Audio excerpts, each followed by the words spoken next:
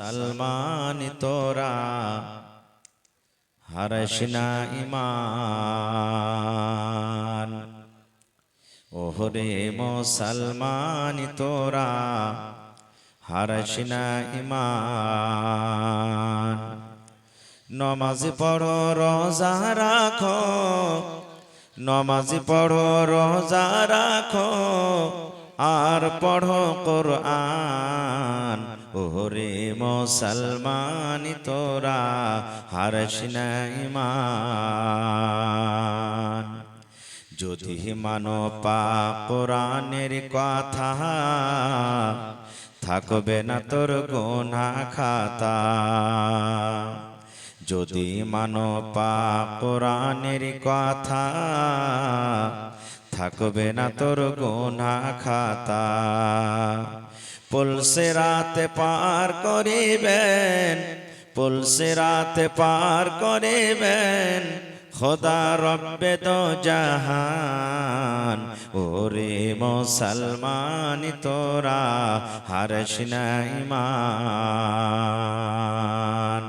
নমাজ পড়ো রোজা রাখো আর পড়ো কোরআন ওরে মুসলমান তোরা হারশনা ঈমান যদি করো নমাজ রোজা থাকবে না তোর পাপের বোঝা যদি করো নমাজ রোজা থাকবে না তোর পাপের বোঝা নমাজ হবে সঙ্গের সাথী নমাজ হবে সঙ্গের সাথী রোজা হবে তোর হাতের রুমাল ওরে মুসলমান তোরা হারশনা ঈমান কি করে কি আমল কলি একাই আলী একাই যাবি কি করে কি আমল কলি একাই আলী একাই যাবি ভালো আমল যদি করে গেলি নেক আমল যদি করে গেলি হবে তোর কল্যাণ ওরে মুসলমান তোরা হারশনা ঈমান নমাজ পড়ো রোজা রাখো আর পড়ো কোরআন ওরে মুসলমান তোরা হারশনা ঈমান নারে তাকবীর আজকে জলসার যোগ্যতম শ্রদ্ধেয় সভাপতি সাহেব উপস্থিত উলামায়ে কেরাম সামনে বসে থাকা ইসলাম দরদি দিন দরদি ভাই বাবাজিরা পর্দানাশীন মায়েরা খালারা সমস্ত তারিফ ও গুণগান সেই মহান আল্লাহ তাবারক ওয়া তাআলার জন্য যে মহান আল্লাহ তাবারক ওয়া তাআলা এই হিফজুল কোরআন মাদ্রাসার প্রাঙ্গণে একত্রিত হয়ে বসে কিছু বলার ও শোনার তৌফিক দিয়েছেন তাই আমরা সেই আল্লাহ তাবারক ওয়া তাআলার প্রশংসা করি অন্তর থেকে মুহাব্বতের সাথে সকলেই পড়েন আলহামদুলিল্লাহ একটু জোর করে পড়েন ভাই আলহামদুলিল্লাহ তারপর আমাদের শেষ নবী হযরত মুহাম্মদুর রাসূলুল্লাহ পড়েন সাল্লাল্লাহু আলাইহি ওয়াসাল্লামের পর অগণন দারুদ শরীফ শান্তির ধারা বর্ষিত হোক আমিন আল্লাহুম্মা সাল্লি আলাইহি আল্লাহুম্মা বারিক আলাইহি ভাই আল্লাহর রাস্তায় একটু আপনারা বসবেন না যারা খাড়ো হয়ে আছেন বসে যান ভাই পিছে মানুষের অসুবিধা হয়েছে বসে যান দাদু আল্লাহর রাস্তায় বসে যান ভাই আপনার পিছে যারা আছে ওরা কত অসুবিধা ওরা জায়গা পেন আপনারা বসে যান ওরা আসবে তো দেখা দেখে বসবে আপনারা বসে যান ভাই নেক কাম আপনি যদি নেক কামের জন্য বসে যান আপনাদের দেখা দেখে যত বসবে আপনাকে আল্লাহ তাবারক ওয়া তাআলা নেকি দান করবেন এটা হলো মজলিসের আদব যে যখন দিনের কথা শুনবেন তো বসে শুনুন একটু বসে যান আল্লাহর রাস্তায় একটু বসে যান ভাই একবার দিন ছাড়েন সময় এমনি কম ভাই মুসলমান আমার সময় খুব কম একটা গল্প মনে পড়লো আমার এটা হাদিস কোরআনের কথা নিয়ে গল্প মাগরিবের নামাজ চালু হয়েছে মাদ্রাসার এই ধরনের একটা মাদ্রাসার একটা ছোট ছেলে গ্রামের লোক বলছেন যে ওস্তাজি তুমি নামাজটা পড়িয়ে দাও তো মাগরিবের আল্লাহু আকবার বলে বুকে হাত বেঁধে ছেলেটা দেখা দেখে মুক্তাদিও হাত বেঁধেছে সূরা ফাতিহা পড়ার পর মানে বায়াত বাণী পড়লেন, তারপরে সূরা ফাতিহা পড়লেন। সূরা ফাতিহা পড়ার পর ছেলেটা কিন্তু খাড়া হয়ে আছে, আর কিচ্ছু পড়ে না, কিছুই পড়ে না, ছেলেটা খাড়া হয়ে আছে। মোটামুটি 2-4 মিনিট যখন হয়ে গেছে, তখন পিছন থেকে একটা মুক্তাদি হাগা দিকে যায়, ওস্তাজি তুমি দোসরা সূরা লাগাইবে না, জোড়া লাগাইবে না, তুমি খাড়িয়ে আছো, কতক্ষণ থাকবে, নামাজটাকে তো শেষ করো। তখন ছেলেটা বলছে, আজি ভাই কোন সূরা পড়বো আমি কিছু বুঝতে পারি না। কইছে কেমন কথা? কইছে যে আমার এতটি সূরা মুখস্থি আছে যে কাকে খুশি করব আর কাকে দুঃখ দেব তা আমি বুঝতে পারি না। বলছে কেমন কথা জি? বলছে যে যদি আমি সূরাতুন নাস পড়ি, সূরাতুল 3 বলছে আমাকে পড়, সূরাতুল 3 পড়ছি তো সূরাতুল ফিল বলছে আমাকে পড়, তো কোন সূরাটা পড়ব আর কাকে ছাড়বো বুঝতে পারি না। আজকে আমার সময় খুব শর্ট, 8 ঘন্টা, কি বলবো কি না বলবো কিছু বোঝা যায় না। তবে আমি আপনাদের সামনে কোরআনের 2 জায়গা থেকে 2খান আয়াত তেলাওয়াত করেছি নিয়ামত সম্পর্কে। নিয়ামত সম্পর্কে কিছু কথা বলবো। আল্লাহ তাবারাক ওয়া তাআলা কোরআনে বলছেন সুম্মা লাতুসআলুন্না ইয়াওমা ইযিন, তারপরে কি আছে কথা বলেন জি? আমি যতক্ষণ থাকবো মাঝে মাঝে কথা বলতে হবে আপনাদেরকে।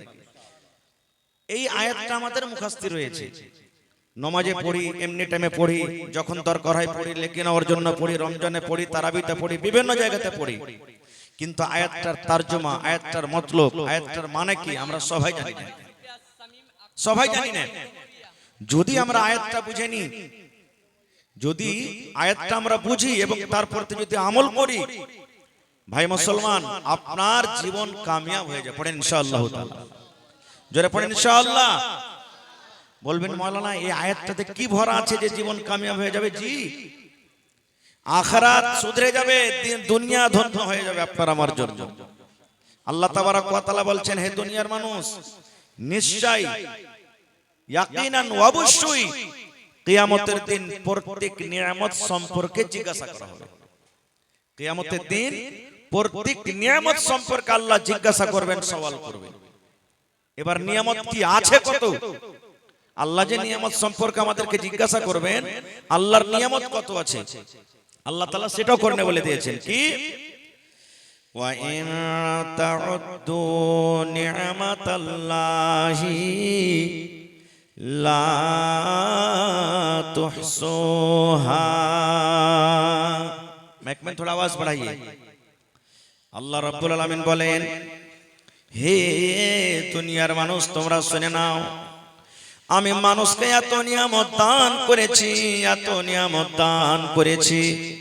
দুনিয়ার মানুষ রে, যদি তোমরা আমার নিয়ামত লিখতে শুরু করো, গণনা করতে শুরু করো, গুনতে গুনতে গুনতে গুনতে গুনতে গুনতে গুনতে গুনতে যদি গণনা করি চলে যাও, আল্লাহ বলেন বান্দারে আমি এত নিয়ামত দান করেছি রে বান্দা, এত নিয়ামত দিয়েছি, লা তুহসুহা, আমার নিয়ামত কিনে তোমরা শেষ করতে পারবে না।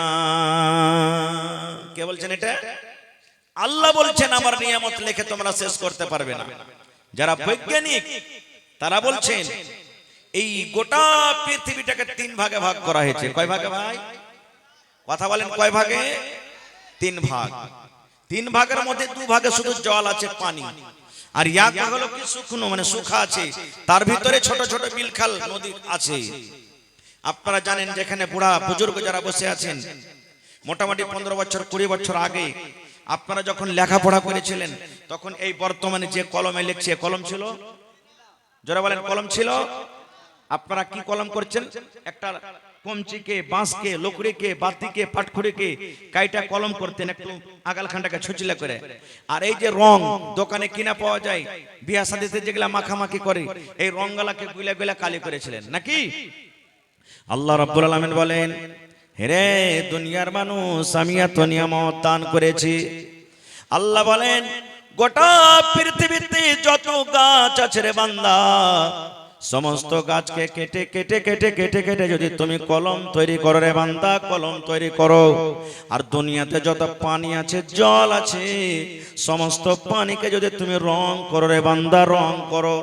আর যদি আমার নিয়ামত লিখতে শুরু করো, আল্লাহ বলেন বান্দারে গোটা পৃথিবীর গাছ লিখতে লিখতে কলম করে শেষ হয়ে যাবে, ক্ষয় হয়ে যাবে। দুনিয়ার সমস্ত পানি, দুনিয়ার সমস্ত জল তোমার রং করে শেষ হতে হতে হতে হতে হয়ে যাবে। কিন্তু আল্লাহ বলেন, বান্দারে আমি তোমাদেরকে এত নিয়ামত দান করেছি রে বান্দা, লা তুহসুহা, আমার নিয়ামত কিনে তোমরা শেষ করতে পারবে না। নারে তাকবীর! এত আমি নিয়ামত দান করেছি। এবার বলবেন, হাজী মাওলানা কি কি নিয়ামত আল্লাহ দান করেছেন? সব কথা এখন বলা যাবে না। বন্ধুরে আমার, আল্লাহ রাব্বুল আলামিন আমাকে আপনাকে একটা সুন্দর করে মানুষ করে দুনিয়াতে আল্লাহ দিয়েছেন। এটা হলো আল্লাহর একটা বড় নিয়ামত। এটা হলো আল্লাহর কি বড় নিয়ামত। আল্লাহ রাব্বুল আলামিন যদি আমাকে আপনাকে মানুষ না করে যদি কুকুর করত, ওরে আল্লাহ আমার মান সম্মানটা কোথায় থাকতো? আল্লাহ রাব্বুল আলামিন যদি আমাকে মানুষ না করে একটা গরু, ছাগল, মুরগা, মুরগি করত, তাহলে আমাদের মান সম্মান এটা কিন্তু থাকতো না। তাই কবি বলেন, হাজারো শুকর আল্লাহ, হাজারো শুকর,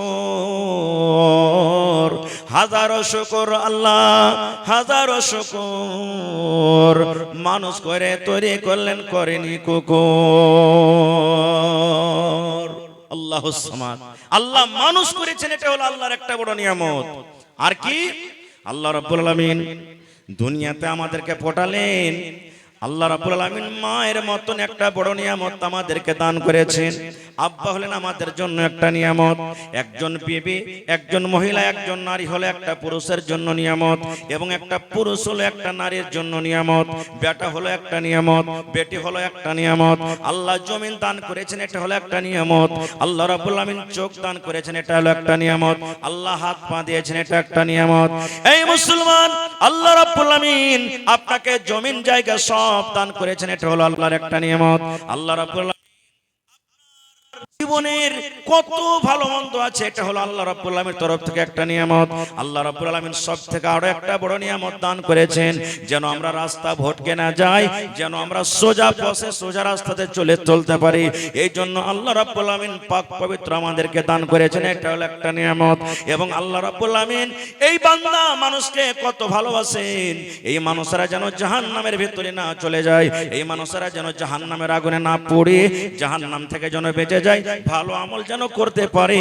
এই জন্য আল্লাহ রাব্বুল আলামিন মাঝে মাঝে যুগে যুগে একজন নবী এবং রাসূল দুনিয়াতে দিয়েছেন। এটা হলো আল্লাহ রাব্বুল আলামিনের পক্ষ থেকে বড় নিয়ামত। নিয়ামতের কোনো কমি নাই। আজকে দেখেন, আজকে আমাদের বাড়িতে কত মাল, কত টাকা, কত পয়সা। আজ থেকে 15 বছর 14 বছর আগে নিয়ে যান কথাটাকে, আর ভাবা চিন্তা করেন। এখনকার ছোট ছোট মাসুম ছেলে মেয়েরা দিনে 50 টাকা, 100 টাকা, 10 টাকা করে খাবার দোকানে খেলে, খায় কি খায় না ভাই? বাড়িতে একটা ছেলেটা যতই নষ্ট করে, 10 বছর আগে একটা পরিবার নিয়ে খেতে পায়নি। আল্লাহ রাসূলের জামানাতে কিভাবে দিন কেটেছে জানেন? বুখারী শরীফের হাদিস, আল্লাহর নবীর স্ত্রী মা আয়েশা রাদিয়াল্লাহু তাআলা আনহা একদিন নিজের বোনের বেটাকে বলছেন, বহিন বেটা যাকে আমরা বলি, বেটা রে, নবীর বাড়িতে এক চাঁদ আমরা দেখলাম রে বেটা। পশ্চিম দিকে চাঁদ উঠে গেল, চাঁদ শেষ হতে হতে হতে হতে হতে ক্ষয় হয়ে গেল রে বেটা। আবার আমরা পশ্চিম দিকে দেখলাম চাঁদ উঠলো, ওই চাঁদটা শেষ হতে হতে হতে হতে হতে ক্ষয় হয়ে গেল রে বেটা। 2 চাঁদ মানে 60 দিন। আবার আমরা চাঁদ দেখতাম মানে 3 চাঁদ দেখে নিলাম, অর্থাৎ গোটা গোটা 2 মাস কেটে গেল। কিন্তু নবীর বাড়িতে আমরা রান্না বান্না করার জন্য কিছু আমরা পাইতাম না। নবীর বাড়িতে আমরা চুলা জ্বালতে পারতাম না। কেন পারতাম না? নবীর বাড়িতে খানা ছিল না। আল্লাহ রাসূল আমাদেরকে ভাতের ব্যবস্থা করতে পারতেন না, রুটির ব্যবস্থা করতে পারতেন না। আমরা নবীর বাড়িতে চুলা জ্বালবো বলে কিছু আমরা পেতাম না। কতদিন? 2 মাস পর্যন্ত। কথাটা যখন শুনলেন, মায়েশা বলছেন, আমার বোনের বেটা আমাকে বলছেন, হাগে খালা, 2 মাস যদি বাড়িতে চুলা না জ্বলে, 2 মাস যদি বাড়িতে আখা না জ্বলে, তো কি খেয়ে তোরা দিন কাটতি? ওরে সুবহানাল্লাহ। মা আয়েশা বলেন, বেটা রে, আল আসওয়াদান, দুইটা কালো কালো জিনিস খেয়ে আমরা দিন কাটতাম রে বেটা। এক নম্বর কালো জিনিস হলো আত্মামার খেজুর। আমরা একটা দুটা তিনটা করে খেজুর ভাগে পেয়েছি। কবে ভাগে পেয়েছি, কবে পাইনি। যেদিন একটা ভাগে পেয়েছি সেদিন চুষে চুষে খেয়েছি। যেমন আজকে আমরা যদি চকলেট পেইনি, আমার ছেলেরা যদি চকলেট পায়, চকলেটটা মুখে নিয়ে চুষে চুষে চুষে চুষে খায়। এই মতো মা আয়েশা বলেন, নবীর বাড়িতে ভাগে একটা দুটা কবে খেজুর পেয়েছি, ওই খেজুরকেই আমরা চকলেটের মতন চুষে চুষে চুষে চুষে চুষে আমরা খেয়েছি। এবং দুই নম্বরে আলমা পানি, ওপর থেকে এক গ্লাস দুই গ্লাস করে আমরা পানি পান করেছি। এরকম করে করে করে করে আমরা দিন কাটিয়ে দিয়েছি। কিন্তু নবীর বাড়িতে 2 মাস পর্যন্ত কিছু রান্না বান্না করব বলে চলা জ্বলেনি। সুবহানাল্লাহ। দেখেন কত বড় নিয়ামত আল্লাহ তাবারক ওয়া তাআলা আজকে আমাদেরকে দিয়েছেন। যে সকাল বেলাতে ফজর ওঠা পর চা, 8টার সময়তে রুটি, দুপুরের সময়তে ভাত, বিকাল বেলাতে চা, রাতের বেলাতে আবার ভাত রুটি, আল্লাহুস সামাদ, খাওয়ার কোনো অভাব নাই। তাহলে ভাই দেখেন কত নিয়ামত দান দিয়েছেন আমাদেরকে। এই নিয়ামত সম্পর্কে আল্লাহ জিজ্ঞাসা করবেন কিয়ামতের দিন। একজন বুড়া মানুষ 80 বছরকার বয়স, শরীর অসুস্থ, অক্সিজেনের অসুবিধা হয়ে গেছে, শ্বাস নিতে পারে না, বুকে ব্যথা। এবার তাড়াতাড়ি করে হসপিটাল তাকে নিয়ে যাওয়া হলো, হসপিটালে ভর্তি করা হলো, আইসিইউতে ভর্তি করা হলো। এমার্জেন্সি পেশেন্ট, শ্বাস নিতে পারে না। সকাল মানে সন্ধ্যা 6টার সময়তে ভর্তি করা হলো। এবারে ডাক্তার সাহেব এলাজ পানি শুরু করে দিলেন। ঠিক সকাল 6টা বাজতে বাজতে 12 ঘন্টাতে লোকটা ভালো হয়ে গেল। এবার ডাক্তার সাহেব তার ভাউচার, তার বিল কাটছেন কতটি? 15,000। 12 ঘন্টার ফিস কতটি ভাই? জোরে বলেন কতটি? 15,000। এবার 15,000 টাকার ভাউচার বিল দেখে ওই বুড়ার চোখ দিয়ে ঝরঝর ঝরঝর করে পানি ঝরতে শুরু হয়েছে। এবার বুড়া কিন্তু কাঁদতে শুরু করে দিয়েছে। ডাক্তার বলছেন, বাপজি কেন আপনি কাঁদেন? আপনার চোখে পানি কেন? বুড়া কিন্তু কিছু বলে না, শুধু চোখ দিয়ে পানি ঝরে কেঁদে চলে যায়। এবার ডাক্তার বুঝতে পারলেন মনে হয় এই লোকটার কাছে টাকা নাই, এই বুড়ার কাছে পয়সা নাই, এর জন্য এই কাঁদছে, টাকাটা দিতে পারবে না বলা হয়। এইবারে ডাক্তার বলছেন, বাপজি 15,000 টাকার ভাউচার হয়েছে, বিল হয়েছে, আমি আপনাকে 5,000 মাফ করে দিলাম, আপনি 10,000 টাকা আপনি দয়া করে আপনি আমাকে দিয়ে দেন। কিন্তু তাও কিছু বলেন না। 5,000 টাকা মাফ করার পরও তার চোখ দিয়ে ঝরঝর ঝরঝর ঝরঝর করে পানি ঝরছে, কেঁদে চলে যায়। এবার ডাক্তার মনে মনে ভাবলেন, আহারে এই 10,000 টাকা মনে হয় তার জন্য ভারী হয়েছে, এই 10,000 টাকা মনে হয় লোকটা দিতে পারবে না। বলছেন, বাপজি আরো 5,000 টাকা আমি মাফ করে দিলাম, 5,000 টাকা আপনি আমাকে দিয়ে দেন। তাও কিন্তু সেই বুড়া কাঁদতে আছে, কিচ্ছু বলে না, চোখ দিয়ে ঝরঝর ঝরঝর করে পানি ঝরছেন। এইবারে ডাক্তার বলছেন, ও আমার বাপজি, আরে আল্লাহর বান্দা, আমি 5,000 টাকাও তোমাকে মাফ করে দিলাম, আমি গোটা 15,000 মাফ করে দিলাম। যাও যাও যাও যাও, তুমি বাড়িতে চলে যাও। যেমন কথাটা বলা, এবার ওই 80 বছরকার বুড়া হাউমা করে চিৎকার করে করে আরো জোর জোর করে কাঁদতে শুরু করে দিয়েছি। কান্না কিন্তু তার রোকে না, চোখের পানিতে সমস্ত দাড়ি গলা কিন্তু ভিজে যায়।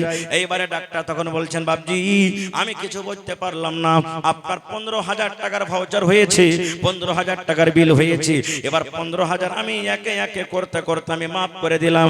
এখন তো আপনি খুশির সাথে বাড়ি যেতে পারেন, কারণ আপনি ভালো হয়ে গেছেন। তবে কেন কান্দেন, চোখ দিয়ে কেন পানি ঝরে?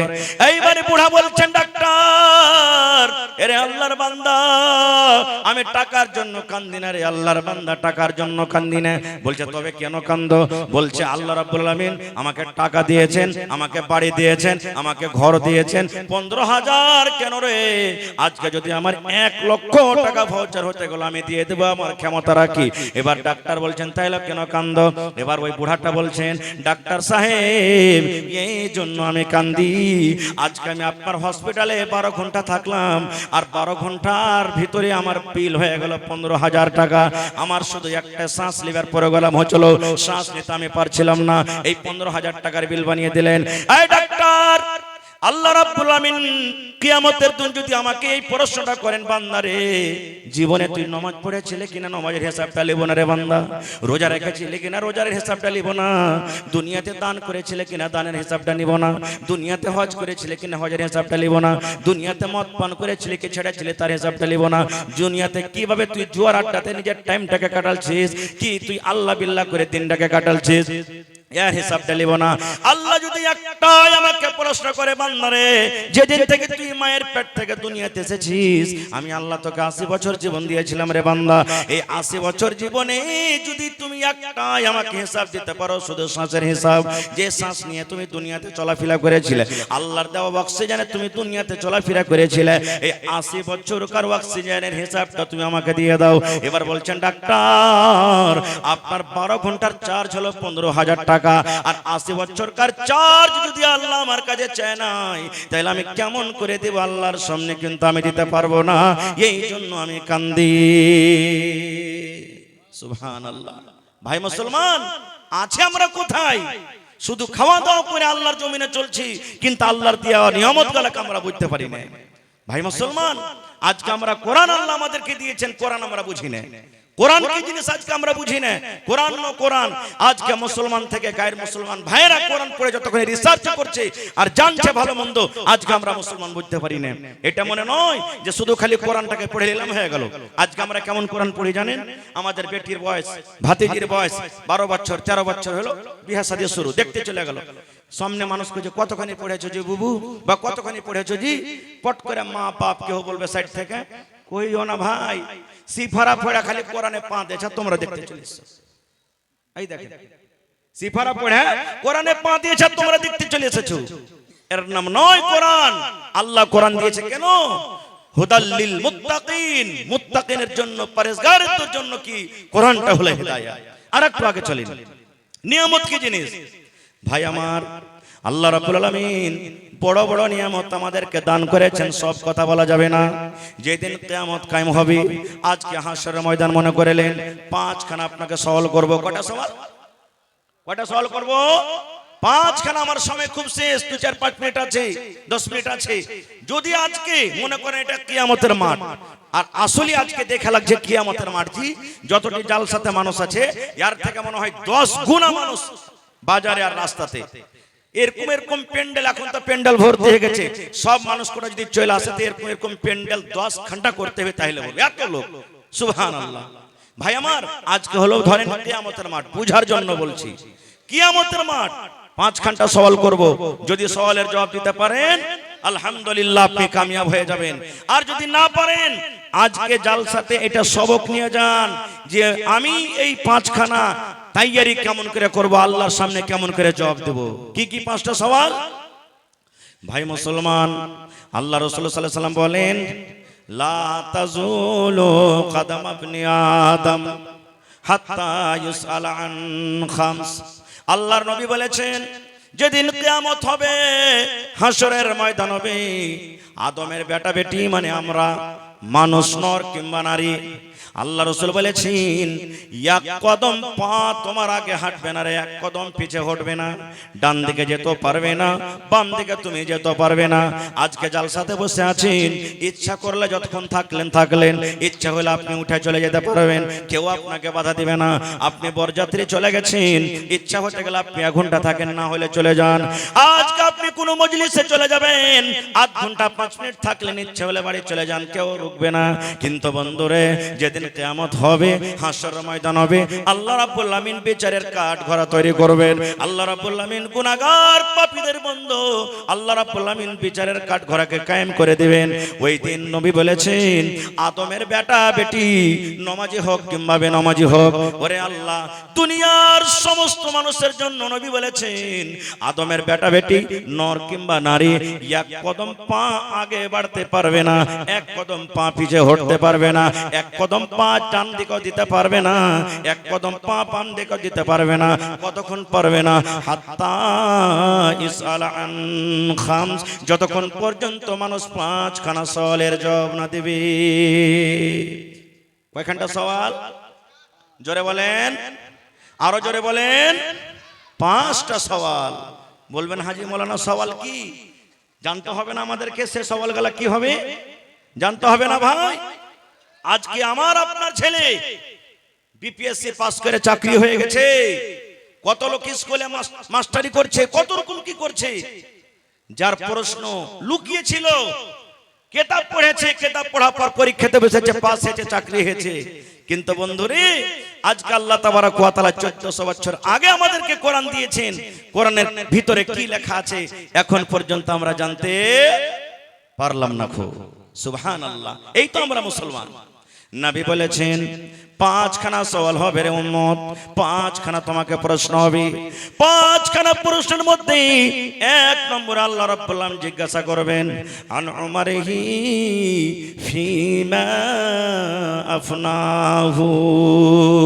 ওরে সুবহানাল্লাহ, নবী বলেছেন আন উমারিহি ফিমা আফনাহু। আল্লাহ বলবেন, আমাকে বলবেন, আল্লাহ আপনাকে বলবেন, আল্লাহ আব্দুল জব্বারকে বলবেন, আল্লাহ সলেহা জায়েদাকে বলবেন, গোটা পৃথিবীর মানুষকে আল্লাহ বলবেন, বান্দারে তোমার জীবনের হিসাবটা তুমি দিয়ে দাও। বান্দারে তোমাকে আমি 80 বছর জীবন দিয়েছিলাম, তোমাকে আমি 100 বছর জীবন দিয়েছিলাম, তোমাকে আমি 90 বছর জীবন দিয়েছিলাম, তোমাকে আমি 50 বছর জীবন দিয়েছিলাম, তোমাকে আমি 40 বছর জীবন দিয়েছিলাম। রে বান্দা, তুমি এই গোটা জীবনের হিসাবটা তুমি আমাকে দিয়ে দাও। এই জীবনটা তুমি কোথায় কাটিয়েছো? আজকে কয় তারিখ? জোরে বলেন। 20 তারিখ। গোটা জীবনের দূরের কথা, আজকে হলো ইংরেজি মাস ফেব্রুয়ারি মাসের 20 তারিখ। 1 তারিখ থেকে নিয়ে 20 তারিখ পর্যন্ত যদি আপনাকে আমি বলি, কিংবা আপনি আমাকে বলেন মাওলানা গোটা জীবনের দূরের কথা, এই 20 দিনকার হিসাবটা আপনি দিয়ে দেন। 20 দিনে কোন জায়গাতে গেলেন, কতটি খাইলেন, কতটি নামাজ ছাড়লেন, কতটি হালাল খাইলেন, কতটি হারাম খাইলেন, কতটি মানুষকে কষ্ট দিলেন, কতটি আল্লাহকে রাজি করার জন্য আমল করলেন, কতটি আল্লাহকে নারাজ করার জন্য আমল করলেন, এই কতটি নেকি করলেন, কতটি গুনাহ করলেন, মাওলানা 20 দিনকার হিসাবটা দিয়ে দিন। এরে মুসলমান, আমাদের ক্ষমতা নাই এই 20 দিনকার হিসাবটা দিয়ে দেব। তাহলে একটু ভাবা চিন্তা করেন তো, আল্লাহ রাব্বুল আলামিন আমাকে আপনাকে 100 বছর, 80 বছর, 90 বছর, 50 বছর করে একটা বড় নিয়ামত জীবন দান করেছেন। এই জীবনের হিসাব কিন্তু আল্লাহ জিজ্ঞাসা করবেন। আল্লাহ বলবেন, বান্দারে তোমাকে আমি একটা খুব বড় নিয়ামত দান করেছিলাম রে বান্দা, এই তুমি জীবনের হিসাবটা তুমি আমাকে দিয়ে দাও। বলেন আমরা মুসলমান, একটু বুকে হাত দিয়ে অন্তর থেকে বলেন, গোটা জীবনের হিসাব দিতে পারবো ভাই? জোরে বলেন, পারবো? পারবো না। তাহলে 5টার মধ্যে একটা ফেল হয়ে গেলাম। একটা ফেল, বাঁচলো কয়টা? 4খানা। 2 নম্বরে আল্লাহ রাব্বুল আলামিন বলেন আন শাবাবিহি ফিমা আবলাহু। ওরে সুবহানাল্লাহ। এবার আল্লাহ রাব্বুল আলামিন এই যৌবন কাল সম্পর্কে আল্লাহ জিজ্ঞাসা করবেন।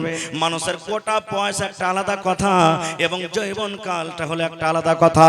আল্লাহর নবী বলেছেন, হে নওজওয়ান যুবক রে, তোমরা জওয়ানি কালে ইবাদত করো রে নওজওয়ান, তোমরা জওয়ানি কালে ইবাদত করো, কারণ বুড়াতে কালের ইবাদত, বয়সল কালের ইবাদত আল্লাহ রাব্বুল আলামিনের কাছে জওয়ানি কালের ইবাদতটা বেশি ভালো।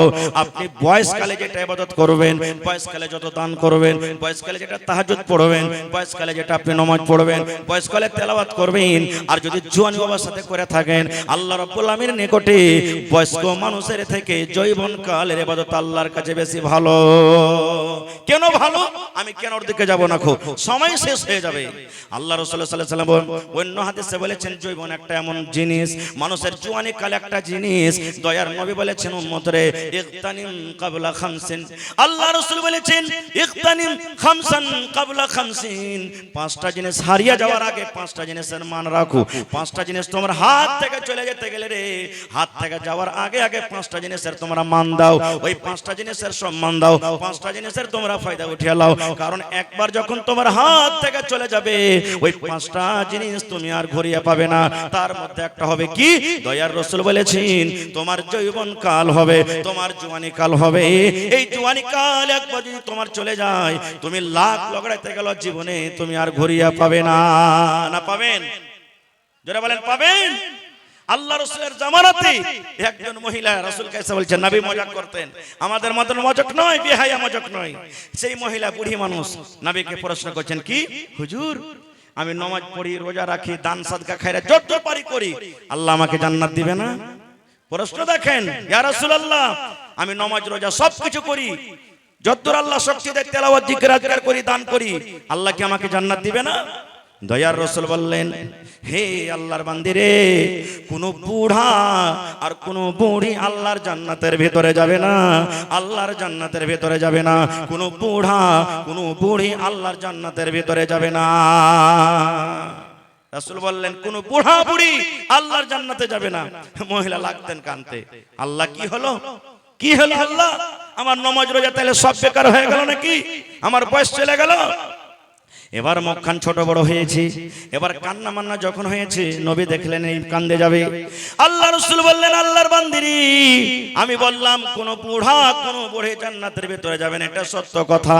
কারণ আল্লাহ রাব্বুল আলামিন মানুষকে যখন জান্নাতের ভিতরে জান্নাত দান করবেন, মানুষেরা জান্নাত যখন যাবে, ওরে সুবহানাল্লাহ, ওই টাইমে ও সময়তে মানুষের বয়স কিন্তু বুড়া থাকবে না। মানুষ যৌবনের হালাতে, মানুষ যৌবন কাল 18 বছর, 20 বছর, 25 বছর কার যৌবন কাল নিয়ে জান্নাতের ভিতরে যাবেন। নারে তাকবীর!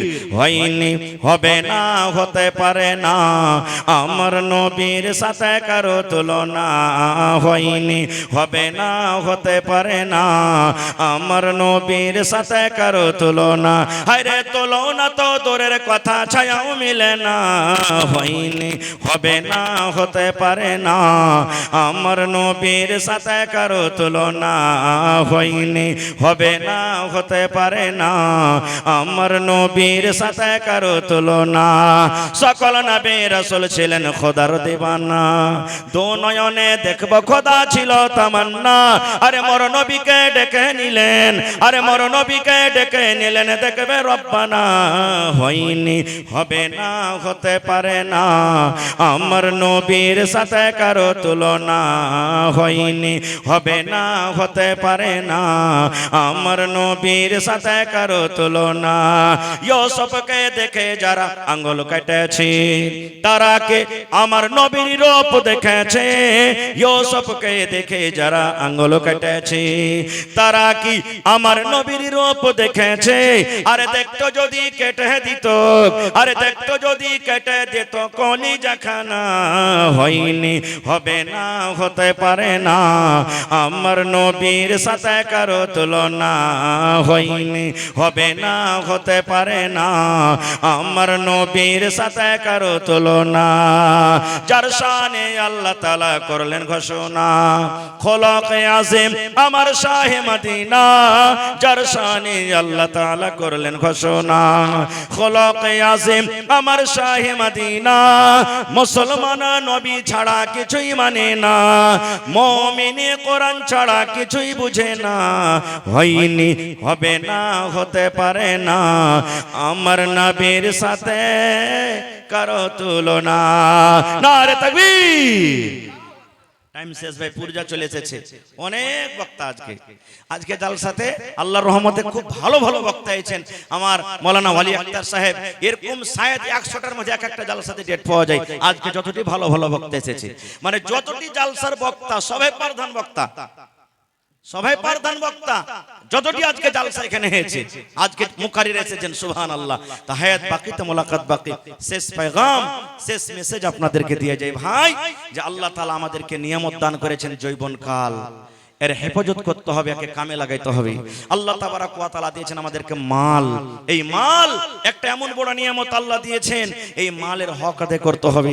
আল্লাহ আমাকে আপনাকে সন্তান দান করেছেন, এই সন্তানের হক আদায় করতে হবে, মানে তাকে ভালো বুদ্ধি, ভালো বিচার, সুজ্ঞান, সুবুদ্ধি তাকে দিতে হবে। এবং আল্লাহ মাল দিয়েছেন, মালকে ভালো জায়গাতে লাগাইতে হবে, ভালো জায়গাতে খরচ করতে হবে। আল্লাহ বলছেন, লাইন শাকারতুম লাযিদান্নাকুম। বান্দা, আমি মাল দিয়েছি, শুকরিয়া আদায় করে খরচ কর, আমি আল্লাহ আরো বেশি তোকে দেব, আরো বেশি দেব, আরো বেশি দেব। এটা আল্লাহর ওয়াদা। আল্লাহর রাহে খরচ করতে গেলে কোনোদিন ঘটে না। হায়াত বাকি, তো মোলাকাত বাকি। ভালো থাকেন, আমার জন্য দোয়া করবেন যেন আল্লাহ আমাকে ভালো রাখে। রব্বানা তাকাব্বাল মিন্না ইন্নাকা আনতাস সামিউল আলিম। আমিন। আসসালামু আলাইকুম ওয়া রাহমাতুল্লাহি ওয়া বারাকাতুহু। জাযাকাল্লাহু খাইরান জাযা মুহতারাম সামিঈন।